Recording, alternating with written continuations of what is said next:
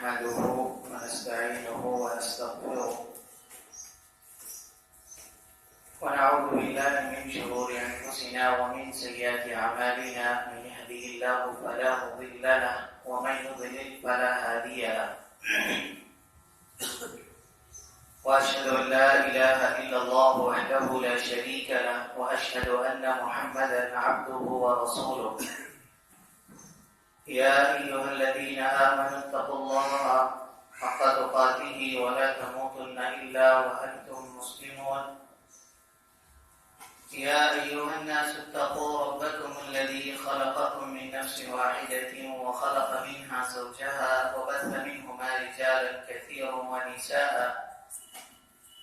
واتقوا الله الذي تساءلون به والأرحام إن الله كان عليكم رقيبا. يا أيها الذين آمنوا اتقوا الله وقولوا قولا سديدا يصلح لكم أعمالكم ويغفر لكم ذنوبكم. ومن يطع الله ورسوله فقد فاز فوزا عظيما. أما بعد فإن خير الحديث كتاب الله وخير الهدي هدي محمد صلى الله عليه وسلم وشر الأمور محدثاتها وكل محدثة بدعة وكل بدعة ضلالة وكل ضلالة في النار. وقال الله تبارك وتعالى في محكم تنزيل: الرجال قوامون على النساء بما فضل الله بعضهم على بعض وبما أنفقوا من أموالهم فالصالحات قانتات حافظات للغيب بما حفظ الله. اللهم انفعني بما علمتني وعلمني ما ينفعني وزدني علما. آمین. حضرات، معزز دینی ملی بھائیوں، عفت مآب اسلامی ماں اور بہنوں، عزیز بچوں، اعلان کے مطابق آج کا جو موضوع ہے وہ مسلم عورتوں کی ذمہ داریوں سے متعلق ہے. اسی موضوع پر کچھ گزارشات، کچھ باتیں آپ کے سامنے رکھوں گا انشاءاللہ کتاب و سنت کی روشنی میں. اللہ سے اس دعا کے ساتھ کہ اللہ ہمیں صحیح کہنے کی بعد ہم سب کو اس پر عمل کی توفیق عطا فرمائے. آمین.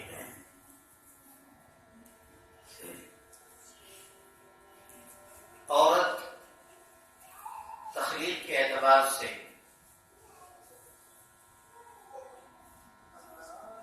ثواب اور عقاب کے اعتبار سے، پکڑ کے اعتبار سے مردوں کے مساوی ہیں. جو نعمتیں اللہ تعالیٰ نے مردوں کے لیے مختص کیا ہے وہ عورتوں کے لیے بھی ہیں. چند مقامات پر تفاوت ہے، تفاضل ہے، لیکن بالعموم دونوں کے اندر یکسانیت ہے. عورت، سب سے پہلے اس لفظ کو سمجھتے ہیں کہ عورت کس کو کہتے ہیں. عورت کا جو معنی کیا جاتا ہے وہ شرمگاہ سے کیا جاتا ہے. اس لیے اہل عرب عورت کو العورہ کہتے ہیں، اور العورہ کا جو ترجمہ ہوتا ہے عربی وہ ہے الخلل فی صغر البلاد او یخاف فیہ کل ممکنہ. اہل عرب عورت اس سرحد کو کہتے ہیں جو ملک کے بارڈر پر بنایا جاتا ہے. ملک کے جو بارڈر پر بنایا جاتا ہے اس سرحد کو اہل عرب عورت کہتے ہیں. کیوں کہتے ہیں؟ تو او یخاف فیہ کل ممکنہ، کیونکہ امید یہ رہتی ہے، خوف یہ رہتا ہے کہ دشمن نہ گھس جائے، کہیں سے دشمن کا وار نہ ہو جائے. اس لیے وہاں پر پہرے تعینات کیے جاتے ہیں، حارس چوکیدار کو لگایا جاتا ہے، فوجی کو تعینات کیا جاتا ہے. بعض لوگ زہریوں نے کہا ہے کہ عورت کا معنی ہوتا ہے العیب یقال سلعۃ ذات الایوان، اس برتن کو اہل عرب عورت کہتے ہیں جس میں کوئی عیب ہو، کہیں سے پھوٹ جائے تو اس پھوٹنے کی وجہ سے کیا کرتے آپ، ہم اور آپ، ہر شخص کیا کرتا ہے کہ اس برتن کو چھپا دیتا ہے، یا اگر کہیں پر وہ چیزیں آ جاتی ہے مہمان کے سامنے تو اس پھوٹی ہوئی چیز کو چھپانے کی کوشش کرتا ہے. تو کہا یہی معنی عورت کا ہے، یعنی من جملہ یہ کہہ لیں کہ معنی یہ ہوتا ہے کہ عورت وہ چیز ہے جس کو چھپا کر کے رکھا جائے، وہ چیز ہے عورت جس کو چھپا کر کے رکھا جائے. امام قرطبی رحمۃ اللہ علیہ نے اپنی تفسیر میں اس آیت کی ضمن میں لکھا ہے وَقَرْنَ فِي بُيُوتِكُنَّ وَلَا تَبَرَّجْنَ تَبَرُّجَ الْجَاهِلِيَّةِ الْأُولَىٰ، فرمایا اللہ رب العالمین نے کہ اے عورتوں تم اپنے گھر کو ہی قرار پکڑو، اپنے گھروں میں رہا کرو، باہر نہ چلا کرو، اور چلو بھی تو وَلَا تَبَرَّجْنَ تَبَرُّجَ الْجَاهِلِيَّةِ الْأُولَىٰ، زمانی جاہلیت کی عورتوں کی طرح نہ چلا کرو. تو اس آیت کی ضمن میں امام قرطبی رحمۃ اللہ علیہ نے لکھا ہے کہ عورت کا اصل مقام اس کا گھر ہے، عورت کا اصل مقام اس کا گھر ہے، گرچہ وہ بوڑھی ہی کیوں نہ ہو. اگر بوڑھی عورت بھی ہے تو اس کا اصل مقام اس کا گھر ہے. سلف علماء نے لکھا ہے، بالخصوص امام ابن کثیر وغیرہ نے لکھا ہے کہ عورتوں کو بازار میں جانا، گھر کے ضروریات کو پوری کرنا، باہروں سے چیزیں خرید کر کے لانا، اور بالخصوص 1 روپیہ 2 روپیہ کے لیے سبزی دکانوں میں، مارکیٹوں میں چبڑ چبڑ کرنا، بھیا بھیا کہہ کر کے 1-2 روپیہ کم کرانا، کہا یہ حرام ہے. یہ حرام ہے کہ مسلم عورتوں کو زیب نہیں دیتا کہ یہ بازاروں میں جو سبزی فروش ہوتے ہیں، سبزی بیچنے والے ہوتے ہیں، اس کو 1-2 روپے کے لیے بھیا بھیا کرے اور اپنی عزت کو اس کے سامنے رکھے. علماء نے اس کو حرام قرار دیا ہے. تو عورت کا معنی ہی ہوتا ہے جائے مقام اس کا گھر ہے. عورت وہ چیز نہیں ہے جس کو باہروں میں نمائش کیا جائے. یہ تو مغربی تہذیب نے بعد میں ہماری عورتوں کو باہر لایا. مغربی تہذیب ہم پر اس قدر غلبہ حاصل کیا کہ ایک زمانے میں جو عورتیں اپنے آپ کو باہر دیکھنا پسند نہیں کرتی تھی، اس کا معاملہ اور رویہ اور طرز عمل اس کے برخلاف ہو گیا، اور آج کی عورتیں گھر میں رہنے کو ناپسند کرتی ہیں. اب دیکھیے اس کی دلیل کیا ہے کہ عورت کا اصل مقام گھر ہے. نماز، فرض نماز، مفروضہ نماز، جو فرض نمازیں ہیں اس کو بھی گھر میں پڑھے گی، اور اس کا گھر میں پڑھنا افضل، گھر میں پڑھنا افضل ہے.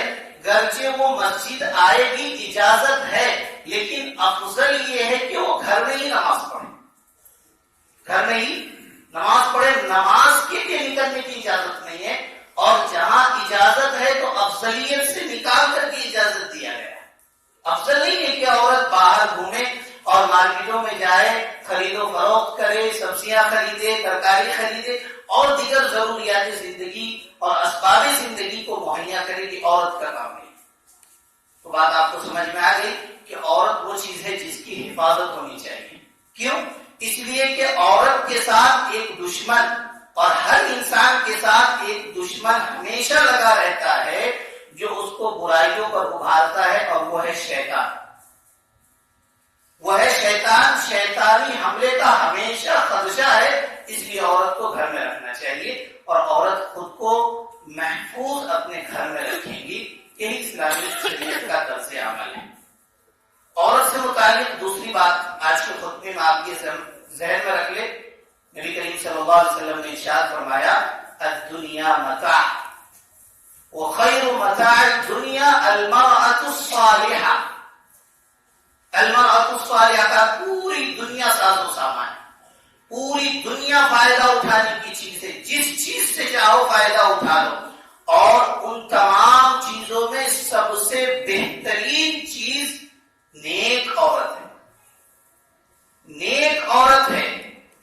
بعض علماء سلف نے لکھا ہے کہ نیک عورت کے اندر 3 صفتیں اگر پائی جاتی ہے تو اس کی نیکی کی ضمانت دی جا سکتی ہے.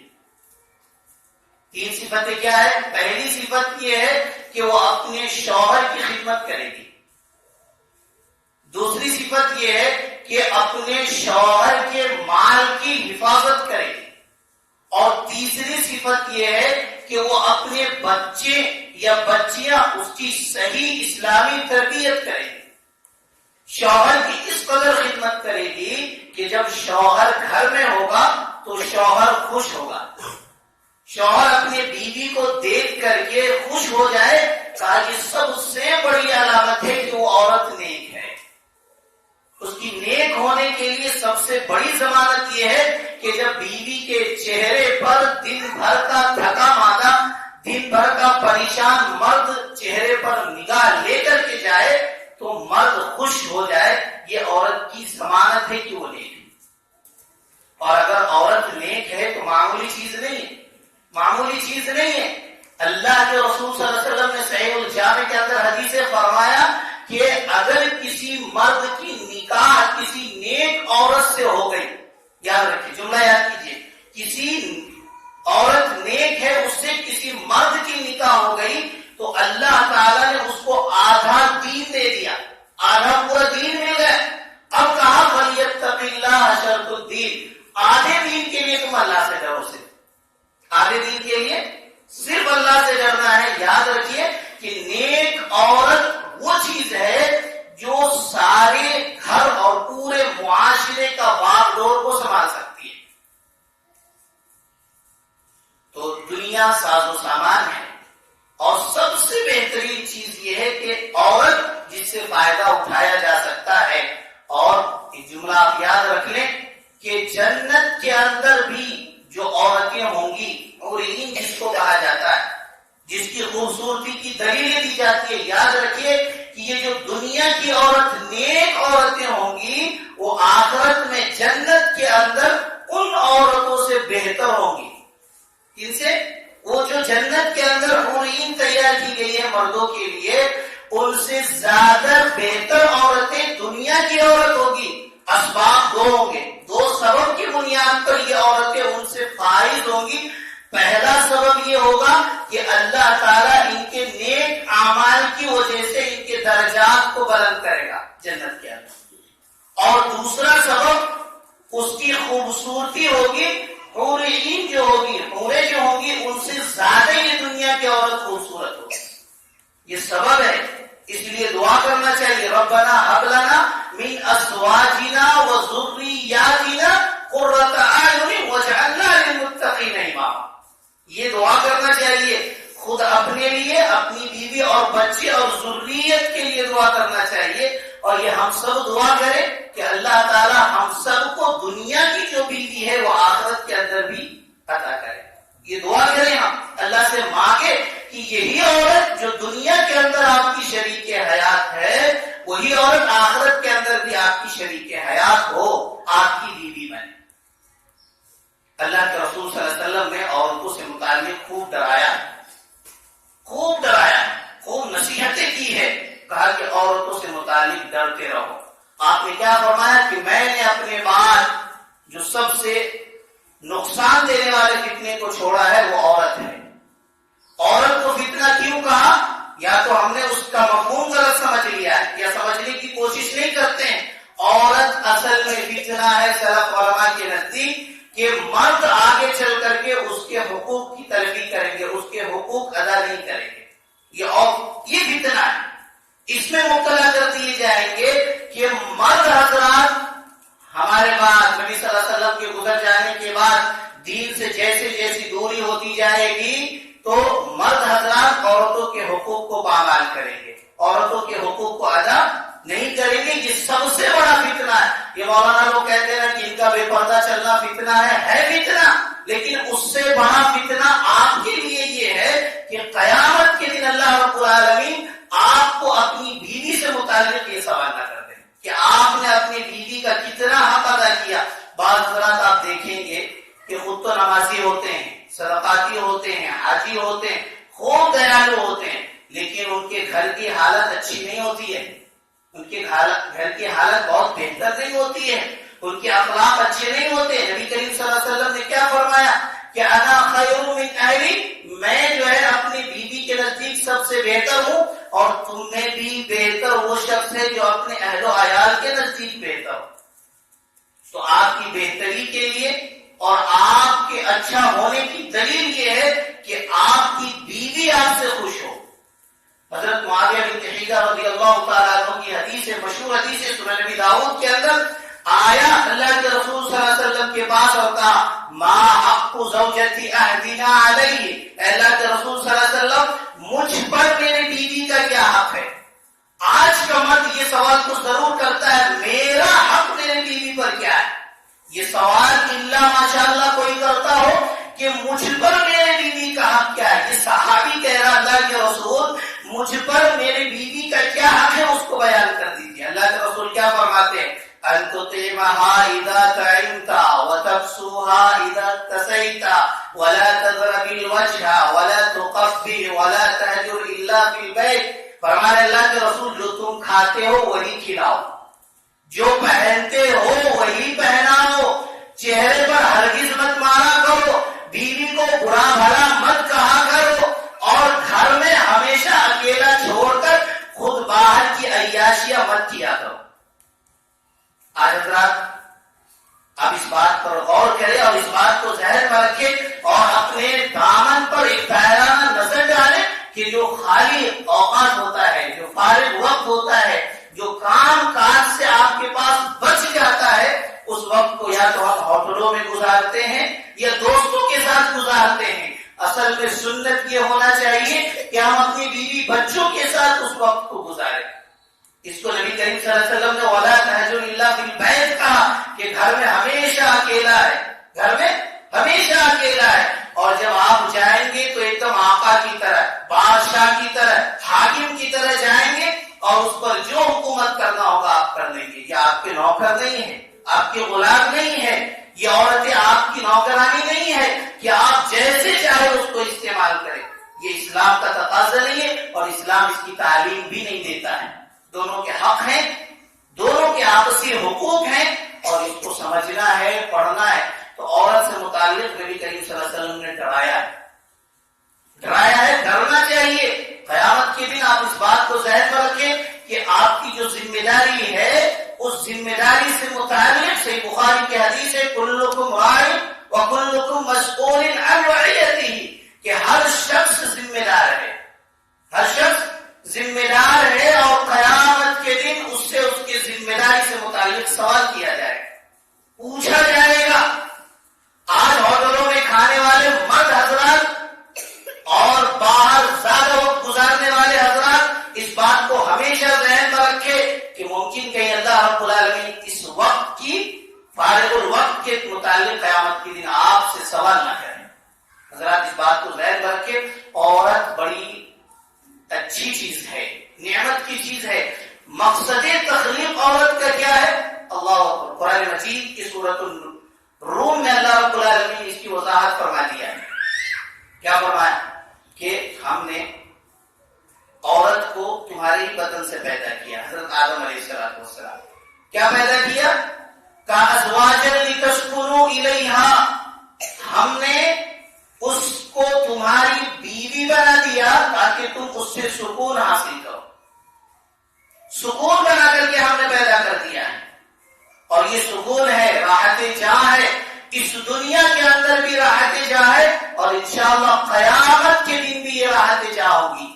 یہ دنیا جس طریقے سے عورت کے بغیر آپ کا گزرنا اور آپ کا چلنا ممکن نہیں ہے اور ناتمام ہے یہ عورتوں کے بغیر، اسی طریقے سے جنت بھی عورتوں کے بغیر ناتمام ہوگی. اس لیے وہاں پر حوریں بھی ہیں اور دنیاوی بیوی بھی دی جائے گی. والذین آمنوا واتبعتهم ذریتهم بإیمان الحقنا بهم ذریتهم. قرآن مجید نے کہا کہ جو لوگ ایمان لاتے ہیں اور اس کی ذریت بھی ایمان لاتی ہے، ذریت سے مراد بیوی ہے، بچے ہے، تو الحقنا بهم ذریتهم بڑا پیارا ہے. قیامت کے دن اللہ تعالیٰ اس کو ایک ساتھ کر دے گا. جنت کے اندر یہ دنیا کی جو آل و اولاد ہے اس کو بھی آپ حاصل کر سکتی. یہی بیٹا ہو، یہی بیٹیاں ہو، یہی بیوی ہو، اس کے لیے آپ دعا کریں. حضرت ابراہیم علیہ السلام اس کے لیے دعا کرتے تھے کہ اللہ تعالیٰ اس کو بھی امام بنا، مجھے تو بنایا امام، لیکن میری ذریت کو بھی امام بنا. تو عورت سے متعلق آپ محتاط رہیں، احتیاط کریں. عورت اس سے متعلق نبی کریم صلی اللہ علیہ وسلم کی نصیحتیں ہیں. یہ چند میری باتیں تھی.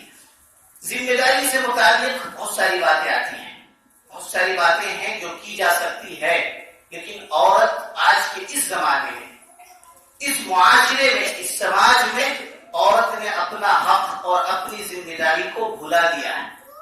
عورت اپنی ذمہ داری کو کما حق ادا نہیں کر رہی ہے، جس کی وجہ سے معاشرے کے اندر بہت سارے بگاڑ، بہت سارے نقصانات اور سماج بہت سارے خسارے سے گزر رہا ہے. آپ دیکھیے، میں آپ کو حالات حاضرہ کی ایک چیز بتاتا ہوں. مسلم لڑکیاں ارتداد پر ہیں، ارتداد غیر مسلم لڑکوں سے شادی کر رہی ہیں. تقریریں تو ہو رہی ہیں، حل کس کے پاس ہے؟ اتنے لوگ مسجد میں بیٹھے ہوئے ہیں، یہ مسلم لڑکیاں ارتداد پر ہیں، اس کا حل کس کے پاس ہے؟ حل کیا ہے؟ حل کیا ہے؟ صرف تقریر کر لینے سے ہماری بہنیں محفوظ ہو جائیں گی؟ آپ کو ہم نے کچھ حدیث قرآن سنا دیا تو آپ کی بہنیں محفوظ ہو جائے گی؟ اس کا طریقہ کار کیا ہے؟ اس کا طریقہ کیا ہے؟ یہ ہم نے کہیں نہ کہیں یہ معاملہ ہمارے سر جاتا ہے کہ ہم مردوں نے اپنی ذمہ داری کو بھلا دیا ہے، اور جو ہمارے گھر کی عورتیں ہیں انہوں نے اپنی ذمہ داری کو بھلا دیا. یہ بنیاد ہے، سب سے اہم چیز ہے جس کے پیچھے محنت کرنی پڑے گی، تاکہ ہماری بہنیں جو ہیں، جو اپنے ہاتھ کو غیر مسلم کے ہاتھوں میں دیتی ہے، وہ محفوظ رہے. آپ کو یہ معلوم ہے کہ قرآن مجید کے اندر وہ آیات کی کتنے لوگوں کو معلوم ہے کہ غیر مسلم لڑکوں سے نکاح کرنا حرام ہے؟ یہ تو عام معلوم ہے، لیکن قرآن مجید کے اندر اللہ رب العالمین نے ایسی آیات نازل کیا، کتنے لوگوں کو معلوم ہے؟ آپ اگر پوچھیں گے تو 5% ایسے مسلمان ہوں گے جو آیات پڑھ کے بتا دے گا کہ اس آیت کے اندر اللہ نے کہا ہے کہ مسلم غیر مسلم مردوں سے اپنی بیٹی اور بیٹے کا نکاح ہرگز نہ کرو. کبھی لوگ بتا پائیں گے. حضرات، تو اس ذمہ داری کو سمجھنا ہے. ذمہ داری کیا ہے؟ عورتوں پر بحیثیت بیوی کو ذمہ داری عائد ہوتی ہے. والدہ ہے تو بحیثیت ماں کو ذمہ داری عائد ہوتی ہے. اسی طریقے سے اگر بہن ہے تو بحیثیت بہن ہونے کے لیے بہت ساری ذمہ داریاں عائد ہوتی ہے. میں آپ کو چند مثالوں کے ذریعے سے ذمہ داری کو سرل انداز سے سمجھانے کی کوشش کرتا ہوں. عورت اگر بیوی ہے تو اس کی ذمہ داری کیا ہے؟ عورت اگر بیوی ہے تو اس کی ذمہ داری کیا ہے؟ پوری شریعت کے اندر تین باتیں اگر عورت کرنے لگے تو اس نے اپنی ذمہ داری کو ادا کر دیا. پہلی چیز ہے کہ وہ اپنے شوہر کی خدمت کرے، اپنے شوہر کی خدمت کرے. اور شوہر کی خدمت ہے کیا؟ تو علماء نے لکھا ہے 2 چیزیں. پہلی چیز ہے کہ عورت کے طرف سے، مرد کے طرف سے جتنے بھی رشتے دار آتے ہیں اس کے ساتھ ہمیشہ احسان کرے. عورت کے لیے بڑی بات ہے ہمیشہ احسان کرے. مثلا اگر اپنے شوہر کے ماں کو کھانا پکا کر کھلاتی ہے، اس کی خدمت کرتی ہے، اپنے ساس اپنے سسر کی خدمت کرتی ہے، اپنے دیور اور دیورانیوں کی خدمت کرتی ہے، تو یہ عورت کے طرف سے اس کے شوہر پر احسان ہوگا. اور اللہ کے رسول صلی اللہ علیہ وسلم نے عورتوں سے کہا کہ تم ہمیشہ یہ احسان کرو، ہمیشہ یہ احسان کرو اپنے شوہر پر کہ اس کے رشتہ داروں کے حقوق کو ادا کرتے رہو، ساس سسر کے حقوق کو ادا کرتے رہو، اس کے بہنوں کے جو حقوق ہے اس کو ادا کرتے رہو. بگاڑ آئے گا ہی نہیں، بگاڑ نہیں آئے گا. بگاڑ کہاں آتا ہے؟ جب یہ عورتیں دوسرے گھر سے آ کر اپنے ساس سسر پر احسان کرنا بند کر دیتی ہے، وہاں بگاڑ پیدا ہوتا ہے. اور ایسی عورت کو صالحات کی سرٹیفکیٹ ڈگری اللہ رب العالمین نے دیا، جو اپنے ساس سسر اور اپنے شوہر کی خدمت کرتی ہے، وہ نیک ہے. قرآن مجید نے کہا الرجال قوامون علی النساء، اے مردوں کی جماعت، میں نے تم کو عورت پر قوام حاکم بنایا ہے. امام ابن کثیر کہتے ہیں کہ جس طریقے سے وقت کے حاکم کی اطاعت واجب ہے، اسی طریقے سے شوہر کی اطاعت عورتوں پر واجب ہے. عورتوں پر واجب اور خوشخبری کتنی بڑی ہے. نبی کریم صلی اللہ علیہ وسلم نے ارشاد فرمایا اذا صلت المرأة خمسها وصامت شهرها وأطاعت زوجها وحسنت فرجها ادخلی الجنہ من ای ابواب الجنة شئت. نبی کریم صلی اللہ علیہ وسلم نے فرمایا جو عورتیں 5 نمازیں پڑھ لے، جو عورتیں 5 نمازیں پڑھ لے، 1 مہینے کا روزہ رکھ لے، فرض روزہ رکھ لے، اور اپنے شوہر کی اطاعت کر لے، اپنی شرمگاہ کی حفاظت کر لے، قیامت کے دن اللہ رب العالمین کہے گا جنت کے جس دروازے سے تم چاہتی ہو داخل ہو جاؤ، جس دروازے سے جانا چاہتی ہو اس دروازے سے داخل ہو جاؤ، کوئی دروازے سے تم کو روکا نہیں جائے گا. یہ کس عورت کی صفت بیان کیا ہے؟ کون سی عورت ہے؟ یہ خوشخبری کس کے لیے ہے؟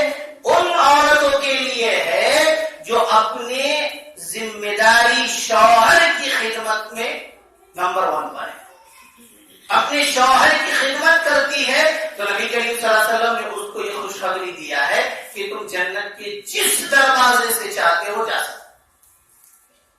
تو یہ پہلی چیز ہے. اس کے بعد اس کے مال کی حفاظت کر لے، اس کے مال کی حفاظت کر لے، جہاں تہاں خرچ کرنے کی ضرورت نہیں ہے، جو آیا اس کو دینے کی ضرورت نہیں ہے. شوہر جو کما کر لا کر دیتا ہے اس کی حفاظت کر لے.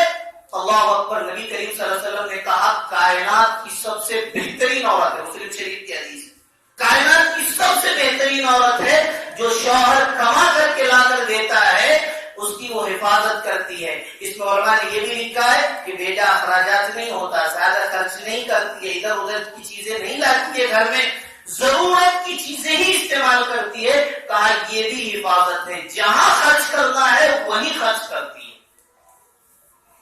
حضرات یہاں پر ایک نقطہ آپ ذہن میں رکھ لیں کہ بعض مرد حضرات ایسے ہوتے ہیں جو بیوی کو خرچ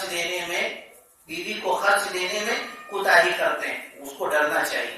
مغیرہ بن شعبہ رضی اللہ تعالیٰ ایک نوجوان کے رشتے لے کر کے ایک عورت کے پاس جاتے ہیں. بڑا پیارا واقعہ ہے، ذہن میں رکھیے گا.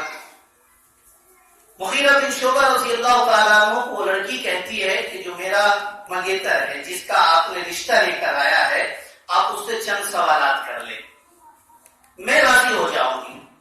اگر اس نے جواب دے دیا، اب سوال کرتے ہیں مغیرہ بن شعبہ رضی اللہ تعالیٰ عنہ سوال کرتے ہیں، کہتے ہیں کہ گھر کا خرچ دیتے ہو تو کیا کرتے ہو؟ کیا سوال ہے؟ گھر کا جو خرچ دیتے ہو تو کیا کرتے ہو؟ تو مغیرہ بن شعبہ کو جواب ملتا ہے کہ میں گھر کا خرچ جو دیتا ہوں نا اس کا پائی کا حساب لیتا ہوں، پائی کا حساب لیتا ہوں، ایک روپیے کا اپنی والد محترمہ سے حساب لیتا ہوں کہ میں نے اتنا پیسہ دیا تھا تو کہاں خرچ کیا، یہ چیزیں خریدی تو کتنے میں خریدا، ساری چیزوں کا حساب رکھتا ہوں. حساب میں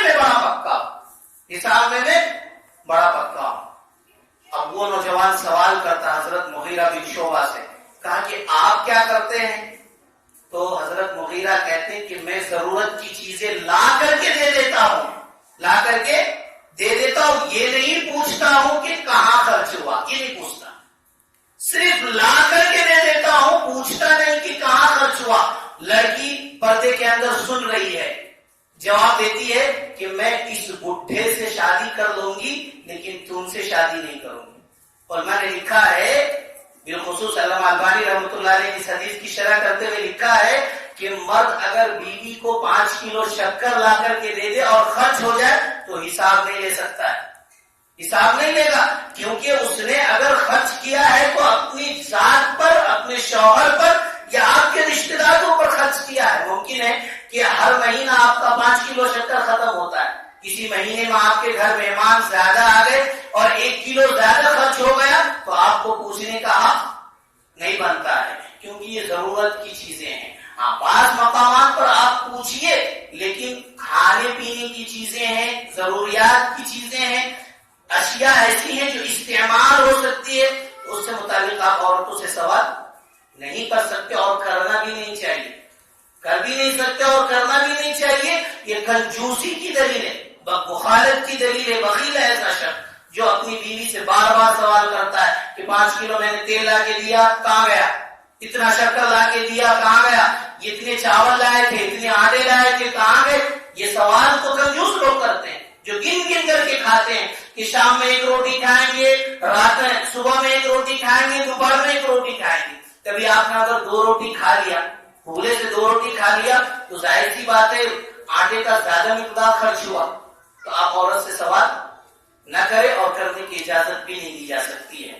تو اس کے مال کی حفاظت کرتی ہے. اور ایک بڑی اہم ذمہ داری ہے آج کے اس خطبے میں، وہ ہے اپنی اولاد کی تربیت کا کرنا. اولاد کیا ہے؟ اولاد اللہ کی عظیم نعمتوں میں سے ایک نعمت ہے. اتنی عظیم نعمت ہے کہ اولاد اللہ رب العالمین ہر شادی شدہ جوڑے کو نہیں دیتا ہے. شادی ہو گئی اولاد ہو جائے یہ ضروری نہیں ہے. جس کو اولاد مل جائے وہ یہ سمجھ لے کہ اللہ کی طرف سے بہت بڑی نعمت مل گئی ہے. دلیل کیا ہے اس بات کی؟ اللہ فرماتا ہے قرآن مجید کی آیت کے اندر للہ ملک السماوات والارض، زمین اور آسمان سب اللہ کی ہے. زمین اور آسمان سب اللہ کی ہے. یخلق ما یشاء یہب لمن یشاء اناثا ویہب لمن یشاء الذکور او یزوجہم ذکرانا واناثا ویجعل من یشاء عقیما. فرمایا زمین اور آسمان سب اللہ کی ہے. اللہ جو چاہتا ہے پیدا کرتا ہے زمین پر، جس کو چاہتا ہے بیٹا دیتا ہے، جس کو چاہتا ہے بیٹی دیتا ہے، جس کو چاہتا ہے بیٹا بیٹی دونوں دے دیتا ہے. وَيَجْعَلُ مَن يَشَاءُ عَقِيمًا، اور جس کو چاہتا ہے 5 بنا دیتا ہے، نہ بیٹا دیتا ہے نہ بیٹی دیتا ہے. تو یہ نعمت ہوئی نا. جس کو مل جائے اولاد نعمت ہے، اور جس کو دونوں اولاد مل جائے وہ اس سے بڑی نعمت ہے. بیٹا بھی ہو اور بیٹی بھی ہو یہ بہت بڑی نعمت ہے. دونوں اولاد مل گئی بہت بڑی نعمت ہے. لیکن آج کے زمانے میں بیٹی کو باعث عار سمجھا جاتا ہے، شرم محسوس کیا جاتا ہے. بیٹی پیدا ہو جائے گی. 2 نظریے کفار مکہ سے مل گئے. ہمارے 2 نظریے مل گئے. ایک نظریہ تو زیادہ بچے نہیں ہونا چاہیے، زیادہ بچے نہیں ہونا چاہیے. کھلانے والے خدا تو تم ہو، ہمیں خدا یہ سمجھتے ہیں کہ ہم خدا ہیں اس لیے 2 بچے سے زیادہ نہیں ہو، ہم تو ہمارے ہو. یہ غیر مسلموں میں ٹھیک تھا، ہمارے اندر بھی آ گئی ہے.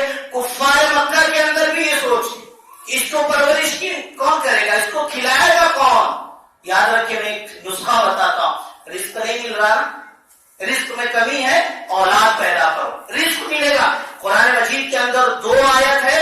دونوں آیت کے اندر اللہ رب العالمین نے بیان فرمایا. ایک جگہ کہا نحن نرزقکم وإیاہ، ہم تم کو روزی دیتے ہیں اس کو بھی روزی دیں گے. اور ایک جگہ کہا نحن نرزقہم وإیاکم، ہم ان کو بھی روزی دیتے ہیں اور تم کو بھی روزی دیں گے. اور میں نے کہا کبھی کبھی اللہ تعالیٰ اولاد کی وجہ سے باپ کو روزی دیتا ہے. کبھی کبھی اللہ تعالیٰ اولاد کی وجہ سے باپ کو روزی دیتا ہے، اور کبھی کبھی باپ کی وجہ سے اللہ تعالیٰ اولاد کو روزی دیتا ہے. دونوں کو اللہ تعالیٰ نے ایک ساتھ جوڑ دیا ہے. اس لیے اگر کسی کے پاس بچے کم ہو تو یہ ضروری نہیں کہ بہت زیادہ کما رہا ہے، بہت زیادہ خوشحال ہے. اور اللہ کے رسول صلی اللہ علیہ وسلم نے تو یہ بھی کہا نا تجوزوا الحدود الولود فإني مكاثر بكم الأمم، شادی کرو زیادہ محبت کرنے والی اور زیادہ بچے پیدا کرنے والی. ایک حدیث کے اندر نبی کریم صلی اللہ علیہ وسلم نے کہا کہ ایک عورت ہے جو زیادہ محبت کرتی ہے، زیادہ بچے پیدا کرتی ہے، کہا یہ جنت کی عورت ہے. اس کی نشانی، اس کی پہچان یہ کہ یہ جنت میں جائے گی. ایک مرتبہ اس کا شوہر ناراض ہو جاتا ہے، شوہر ناراض ہو جاتا ہے. اتنی محبت کرتی ہے، اتنی محبت کرتی ہے کہ رات میں گئی اپنے شوہر کے پاس، اس کے ہاتھ میں ہاتھ رکھی اور رکھ کر کے کہہ رہی ہے کہ اس وقت تک ہاتھ نہیں چھوڑو گی جب تک کہ آپ اس سے خوش نہ ہو جائیں. کہا یہ عورت جنتی عورت. اس نے اپنے شوہر کے ہاتھ میں ہاتھ رکھ کر کہہ رہی ہے کہ اس وقت تک ہاتھ جدا نہیں ہوگا آپ کے ہاتھ سے جب تک کہ آپ اس سے خوش نہ ہو جائے. تو بچوں کی تربیت سے متعلق یہ جو نظریہ بنا ہے کہ ہم کھلانے والے، اس کو چھوڑ دیں. آپ اللہ کی ذات ہے، وَمَا مِن دَابَّةٍ فِي الْأَرْضِ إِلَّا عَلَى اللَّهِ رِزْقُهَا، زمین پر جو چیزیں چلتی ہے اس کا رزق اللہ تعالیٰ نے اپنے ذمہ رکھ لیا ہے. کب کہاں کیسے کس مقدار میں پہنچانا ہے اللہ پہنچا دے گا. اللہ پہنچا دے گا. اور دوسرا نظریہ کیا ہے؟ بیٹی ہے یا بیٹا ہے. ہم الٹرا ساؤنڈ وغیرہ سے دیکھ لیتے ہیں کہ بیٹا ہے یا بیٹی ہے. اگر بیٹی ہے تو مار دو. یہ کفار مکہ کا عمل تھا. کفار مکہ یہ کیا کرتے تھے بیٹی ہے تو مار دو. ہم بھی کرتے ہیں. نظریات بدلے نہیں ہیں, نظریات وہی ہیں, وہی عمل کرتے ہیں. اب ذرا میں آپ سے ایک سوال کرتا ہوں. کفار مکہ کو اللہ نے کہا کہ قیامت کے دن اگر یہ لڑکیاں کھڑے ہو کر تم سے پوچھ لے تمہارا کیا جواب ہوگا؟ میں آپ سے سوال کرتا ہوں کہ یہ قیامت کے دن آپ کی بیٹیاں جس کو آپ نے دنیا کے اندر آنے سے پہلے ہی مار دیا ہے, یہ اگر سوال کر لے تو آپ کیا جواب دیں گے؟ بِأَيِّ ذَنبٍ قُتِلَتْ, کس وجہ سے مارا؟ کس وجہ سے مارا؟ کیا تم کھلانے والے تھے, روزی دینے والے تھے, تم میرے خدا تھے کہ تم نے مجھے مار دیا؟ کیا جواب ہوگا؟ وَإِذَا الْمَوْءُودَةُ سُئِلَتْ بِأَيِّ ذَنبٍ قُتِلَتْ, سوال کیا جائے گا کیوں مارا, کیا گناہ تھا, کیا وجہ تھی, کیوں مجھے قتل کیا؟ کیا جواب ہوگا آپ کا؟ ارے وہی جواب ہوگا جو کفار مکہ کا ہوگا, اور وہی انجام ہوگا جو کفار مکہ کا ہونے والا ہے. آپ کا بھی وہی ہوگا. صرف کلمہ پڑھ لینے سے اور کچھ چیزوں کو مان لینے سے انسان مسلمان نہیں ہو جاتا. حضرات, تو ایک اولاد کی تربیت سے متعلق ہے, یہ باتیں آپ ذہن میں رکھیں. اولاد اللہ کی نعمت ہے. اولاد کی صحیح تربیت ہو اور اولاد کی وجہ سے اللہ تعالیٰ باپ کی مال کی حفاظت کرتا ہے. سورہ کہف میں حضرت خضر کا اور حضرت موسیٰ کا ایک واقعہ ہے, بڑا مشہور ہے, سورہ کہف پڑھنے والے جانتے ہوں گے. کہ چلتے ہیں تو ایک دیوار گر رہی ہے. حضرت خضر نے دیکھا ایک دیوار گر رہی ہے, ہاتھ لگایا سیدھا کر دیا. موسیٰ نے کہا اجرت کیوں نہیں لے لیا؟ کھانے کا نہیں تھا, اجرت لے لیتے تو کام بن جاتا, کھا بھی لیتے, آپ نے فری میں سیدھا کر دیا. موسیٰ علیہ السلام کو نکال دیا گیا. اب جب اس کی توضیح بیان کرتے ہیں تو کہتے ہیں کیا کہ اما الجدار فکان لغلامین یتیمین وکان فی المدینة تحتہ کنز لہما وکان ابوہما صالحا. دیکھیں, وکان ابوہما صالحا, ارے یہ شہر کے دو یتیم بچوں کی ہے جس کے ماں باپ نیک تھے, مدفون کر دیا تھا. جب بچہ بڑا ہوگا تو خزانہ نکالے گا اور اپنی ضروریات کو پوری کرے گا. اور میں نے لکھا ہے کہ اللہ تعالیٰ نے اس کے مال کی حفاظت اس کی نیکی کی وجہ سے نہیں کیا. حفاظت کس کی وجہ سے ہو رہی ہے؟ اس کے والدین کی نیکی کی وجہ سے ہو رہی ہے. اور حضرت عبداللہ بن عباس رضی اللہ تعالیٰ عنہ نے اس آیت کی تفسیر کیا کہ یحفظ ابیہما بصلاحہما, کہ اللہ تعالیٰ اولاد کی حفاظت اس کے والدین کی نیکیوں کی وجہ سے بھی کرتا ہے. تو تربیت اولاد پر بھی آپ ذہن میں رکھیں. اور ماں جو ہوتی ہے پہلا مدرسہ ہے, پہلا مکتب ہے. یہاں سے وہی پروجیکٹ نکلنے والے ہیں جو چیزیں ہوں گی. تو آپ یہاں اصلاح کریں, عورت اپنے اندر اصلاح کر لے. انشاءاللہ سب سے بڑا حل یہی ہے اس چیز کا کہ ہماری بہنیں وہاں بھاگ رہی ہے, اس کے ساتھ بھاگ رہی ہے, چونکہ مدرسے کے اندر کوئی خامی ہے, مدرسے کے اندر کوئی نقصان ہے. اور مدرسے سے نکلنے والی جو بچے ہیں وہ اچھی اصلاح نہیں کر رہے. اور اصلاح کے لیے پھر آخری بات آپ ذہن میں رکھ لیں کہ قیامت کے دن آپ سے اس اولاد سے متعلق, عورت سے متعلق سوال کیا جائے گا. ہم سب سے سوال کیا جائے گا. اس توفیق اور شکریہ کے ساتھ کہ ہمیں موقع ملا, اللہ سے دعا کریں کہ اللہ تعالی ہم سب کو جب تک اس دنیا کے اندر زندہ رکھے, اسلام ایمان سلامتی کے ساتھ زندہ رکھے, اور جب اللہ رب العالمین خاتمہ فرمائے تو خاتمہ بالخیر فرمائے. اقول قولی هذا استغفر الله لي من كل ذنب فاستغفروه انه هو الغفور الرحيم.